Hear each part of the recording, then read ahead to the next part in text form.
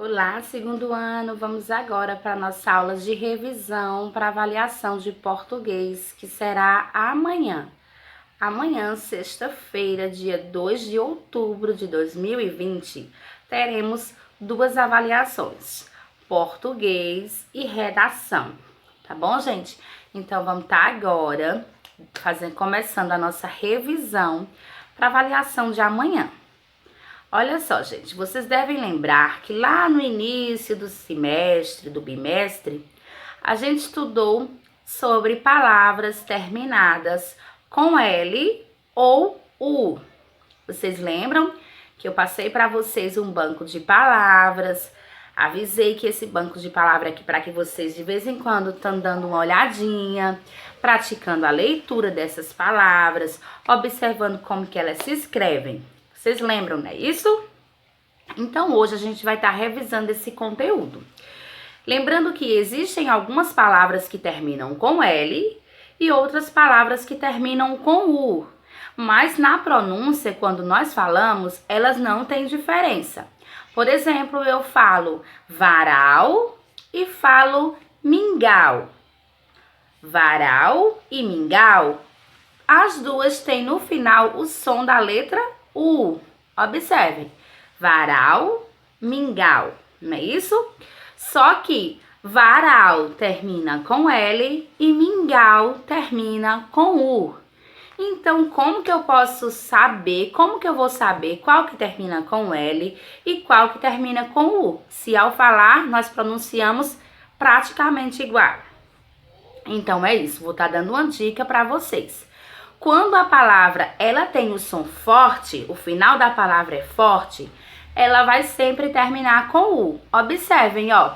Chapéu, mingau, sarau, bacalhau. Todas essas palavras têm o som forte. O U é forte. Mingau.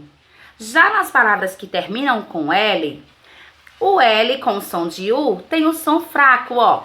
Papel, pastel, anel e varal.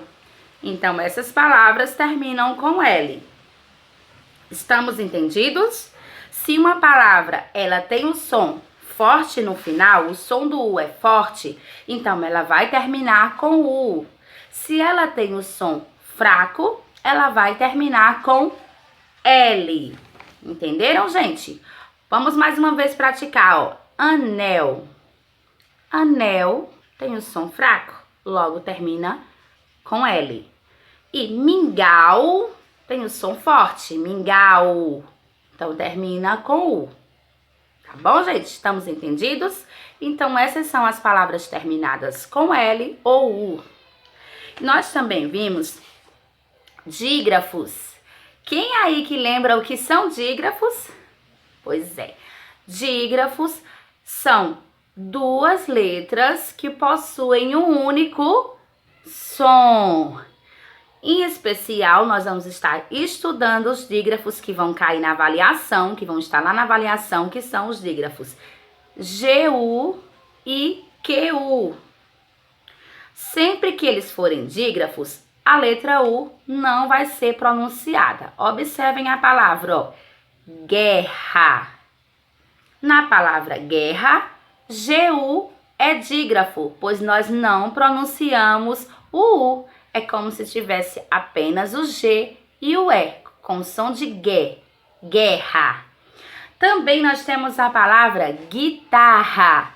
Na palavra guitarra, GU também é dígrafo, pois quando dizemos assim, ó, gui, não pronunciamos o U, ó, guitarra. Então, guerra e guitarra são palavras que possuem o dígrafo GU. Já na palavrinha guaraná, ó, guaraná, o GU não é dígrafo, porque pronunciamos o U, ó, guaraná. Se fosse garaná, Guaraná seria dígrafo, mas Guaraná, o GU, não é dígrafo. Já com o dígrafo QU, nós temos a palavra querido. Se tem o som de que e que, é dígrafo, querido. Também nós temos a palavra mosquito.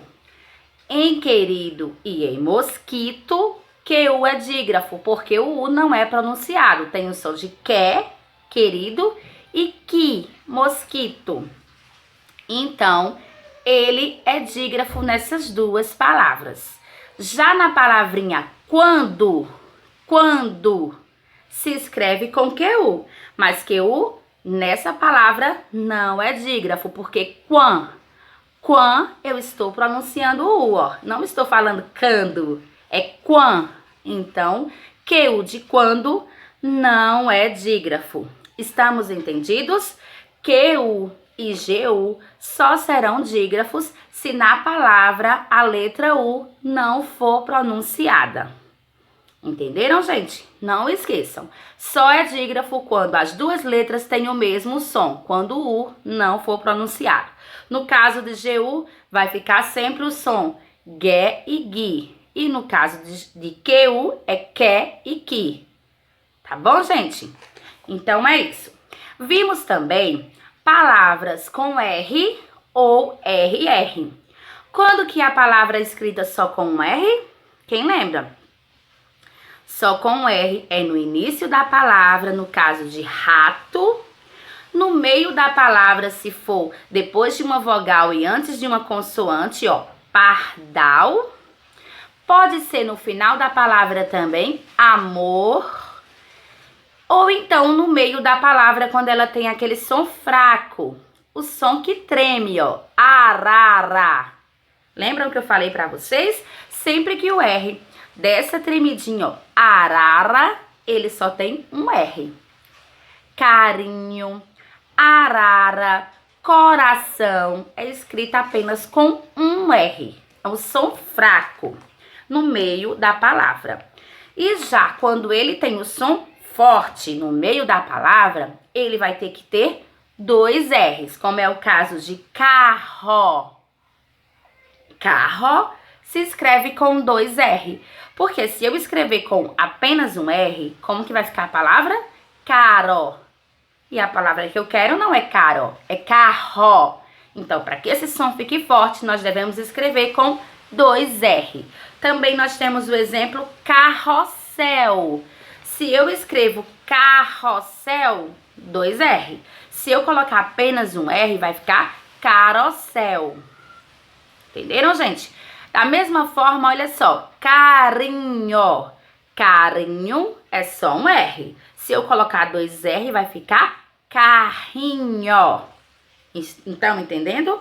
Carinho, só um R, ó, rinho. E carrinho, dois R. Caro, um R. E carro, dois R. Então, voltando aqui, a palavra só tem um único R se for início da palavra, final da palavra ou no meio da palavra com som que faz rá. É só um R. Agora, dois R nunca vai estar no início da palavra e nem no final.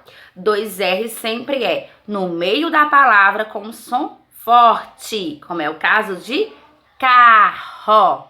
Estão entendendo? Então, ao ter que ver uma palavrinha, se ela é com R ou RR, observa logo. Dois R nunca vai estar no início, nem nunca vai estar no fim. Sempre no meio da palavra com som forte. Tá bom, gente? Estamos entendendo? Então é isso. Agora nós vamos para um sinalzinho bem bonitinho que a gente conheceu. Aquele lá, ó. É o sinalzinho tio. O tio, ele vai lá, ele vai estar nas vogais A ou O, em cima da vogalzinha, sempre para indicar que essa palavra tem um som nasalado, ou seja, vai sair pelo nariz. Se o A está com o tio, ele passa a ter som de an. Se é a letra O, vai ter som de on. Entenderam, gente? Então, vamos lá para um exemplo. Nós temos como exemplo a palavra maçã. Se é maçã, o A, o último Azinho, vai ter um tio. Temos também a palavrinha lição. São. Então, nesse são aí, tem um tio em cima do A. Temos a palavra coração, também com tio. Mão. Entenderam, gente? Então, sempre que a vogalzinha tiver esse som nasalado pelo nariz, nós temos que colocar o bonitinho sinal do tio. Porque se eu escrevo a palavra lição e não coloco o tio, como que eu vou ler? Lissau. Lissau. Se eu escrevo a palavra mão e não coloco o tio, eu vou ler como? Mal. Se eu escrevo pão, eu vou ler pau. Entendeu? Então, o tiozinho vai servir para que a letrinha, a vogal A ou O, tenha o som, ó, nasalado, que saia pelo nariz. On. Estão entendidos? Então, é isso. O sinalzinho do tio sempre vai vir em cima da uma vogal A ou O. Somente dessas duas vogais. O tio nunca vai vir em cima da vogal I, nem da vogal U e nem da vogal E. Sempre o A ou O. Estamos entendidos? Então, vamos agora para um assunto também bem importante que nós aprendemos em português, que foram substantivos masculinos e femininos. Quem aí lembra, eu expliquei para vocês o que é substantivo? Substantivo é o que dá nome aos seres, pessoas, animais, objetos, não é isso que eu expliquei para vocês? Então, substantivo é isso. Nós temos substantivos masculinos e substantivos femininos. No caso de algumas profissões, nós temos no masculino e temos no feminino. Bombeiro é masculino, bombeira, feminino. Professor, masculino, professora, feminino. Médico, masculino, e médica, feminino. Nós temos também irmão, masculino, irmã, feminino. E vários outros exemplos de substantivos, né? Isso, gente. Nós também temos o artigo que vai determinar se ele é masculino ou se ele é feminino. Como, por exemplo, eu tenho aqui, olha, o que é isso aqui? Livro. Como que eu vou saber se livro é masculino ou feminino? Se ele não é homem nem é mulher? Através do artigo, pois eu digo o livro. Um livro. O e quer dizer que ele é masculino, porque é o livro, um livro. Então, é um substantivo masculino. Já o substantivo caneta, eu digo a caneta ou uma caneta. Então, é um substantivo feminino.